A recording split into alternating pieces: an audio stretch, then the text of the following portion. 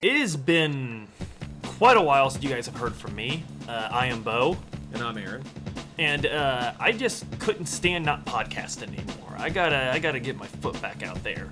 So we have got a new show on the Donorum Network, and we are calling it Old Game Plus. What a new game plus is when you've beaten a game. Often there's a feature that allows you to go in and play the game again with access to new things, access to old things that you already earned, get the true ending of the game, stuff like that. So with Old Game Plus, what I really wanted to do was a couple of years ago, Don and I did a podcast over Xenogears, and I love it. I still think it's one of the funniest things we ever did. It's a great podcast, but we were going off of 20-year-old memories on a lot of it. And I remember walking away from it thinking, I wish we could have done more. I wish we could have done this better. I didn't think it was bad by any means, but I was like, I really feel like because it was my favorite game. And I kept saying it was my favorite game, but there was so much I didn't remember. Yeah. And when I go back and listen to it, I think it sounds great. I think Don is on his game amazingly, but I keep looking at me going, you just said this was your favorite game. Like, what do you mean Jesse has a mustache, you dumbass? He doesn't. But the fun thing is about memory and stuff is that you're gonna think you know it until you're confronted with what you're not remembering. It was fun to actually go off memory for that reason. It was fun to kind of do a blind run, as in I don't know what the hell I'm talking about blind. Yeah. But it really bothered me because that game is so dear to my heart, but I'd forgotten so much about it, and so I went back and played it. I did a new game after we done that podcast. And, man, I remembered so much about growing up. I remembered so much about playing that game. I remembered so much about, as cheesy as this sounds, me. Like, this game affected me deeply, and I'd forgotten about it. Yeah. Because I hadn't gone back and experienced so much, and it was just, like, flooding back with every scene I played through. And talking about it with someone didn't do it. Yeah. Playing the game did it. Yeah. I'm going through the exact same thing with some of the games I'm playing. So it's incredible, isn't it? Yeah, it's freaking me out. That's what I want to do with this, is that right there is what I think will be great about this show. So if you had to describe where we grew up, I would say that it was more likely to see 3 Confederate flag license plates than it was one person reading a book they weren't forced to read. Oh, yeah. That's how I would describe this. Yeah, definitely faux rural. Faux rural. It's not really rural. It's densely wooded where we grew up. Yeah. But we live 10 minutes from a big city. It's not Footloose. No. It's not like the Footloose town. No. It's much more... So really what's infuriating about it, and you said this earlier, and I really liked it, was these people are fakers. Yeah. They want this to be more rural than it is. So, at least people in the deep south, they have the excuse of ignorance for bigotry. Yeah. Doesn't make it nice. Yeah. Doesn't make it good by any stretch of the word. It's never good. But at least they have that excuse. These people don't. Yeah. They're choosing it. Yeah. Yeah, it's like I said. It's like I said earlier.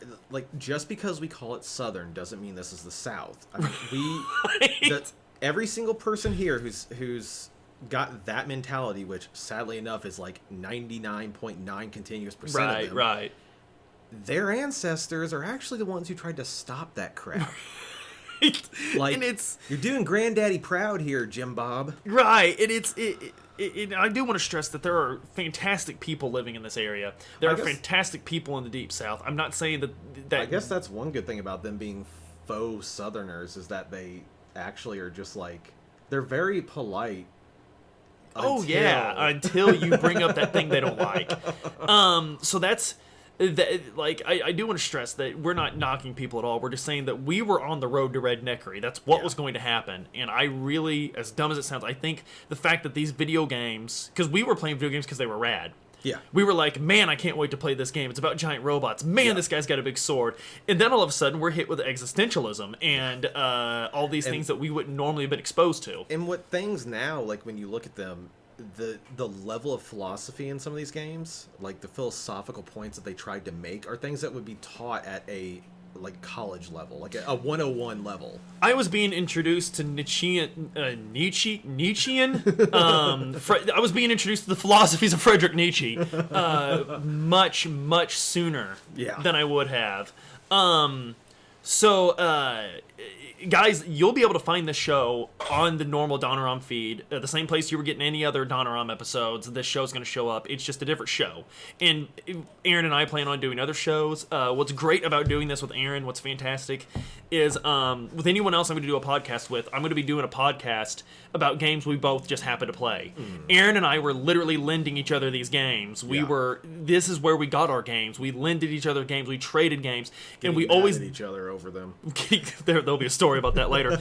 We played games to talk to each other about games. We've been podcasting our entire life, is basically what I'm telling you folks. Yeah, we just forgot the mic until now. So just to get a good taste of our taste going in, and then we'll cut this short and we'll get straight to our first season.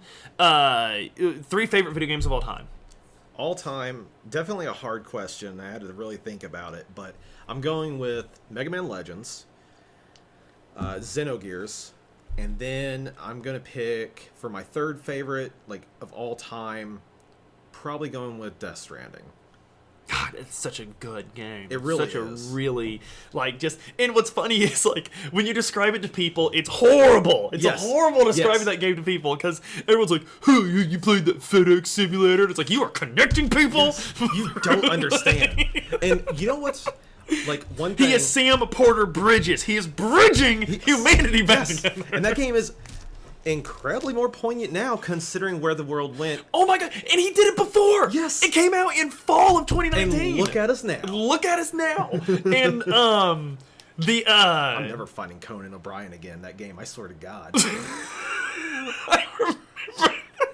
I don't need that otter hat that much.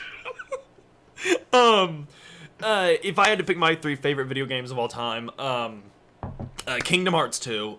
Kingdom Hearts 2 is just such a joy to play. Like, that's the only way I've described that game. It's a joy to play.